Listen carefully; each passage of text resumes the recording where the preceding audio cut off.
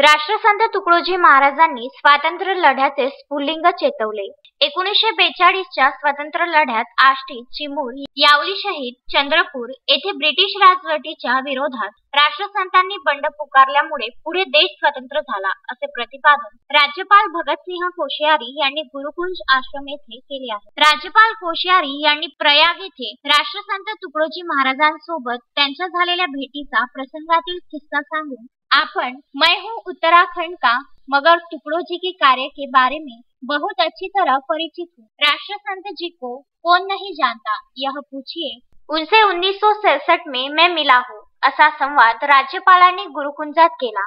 सर्वप्रथम राज्यपाल यांनी राष्ट्रसंतांच्या महासमाधीला आदरांजली अर्पण केली. यासाठी त्यांनी स्वतः नागपूर येथून आकर्षक पुष्पहार आणला होता. अखिल भारतीय गुरुदेव सेवा मंडळाचे सरचिटणीस जनार्दन पंत बोथे यांनी राष्ट्रसंतांचा गुरुकुंज आश्रम स्थापनेमागचा उद्देश, आश्रमीय उपक्रम, प्रचार्य कार्याची माहिती, संस्थेचा 2020 ते 2021 चा कार्य अहवाल राज्यपालांना दिला. त्यानंतर राज्यपालांनी सर्वधर्म प्रार्थना मंदिरातील आदरांजली अर्पण केली. राज्यपालांना ग्रामगीता, मेरी जापान यात्रा ग्रंथासह व राष्ट्रसंत तुकडोजी महाराज विरचित गद्य व पद्य रचना असलेला समग्र साहित्याचा संच सरचिटणीस जनार्दन पंत बोथे यांनी संस्थेच्या वतीने भेट दिला. राज्यपालांच्या भेटीसाठी रात्रीपासून राजभवन मधील अधिकारी गुरुकुंज आश्रमीय कार्यालयासोबत संपर्क करत होते. राजभवन येथे गेल्यावर सर्व साहित्याचे वाचन व मनन करून एकदा परत एक दिवस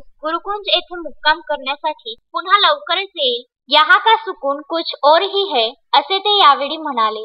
गुरुकुंजातील सर्व तीर्थ अस्थिकुंडाबाबत कुतूहल दाखवीत माहिती जाणून घेतली. यावेळी आश्रमीय सेवक वर्ग व गावकरी प्रामुख्याने उपस्थित होते. Vidarbha news bureau, Amravati.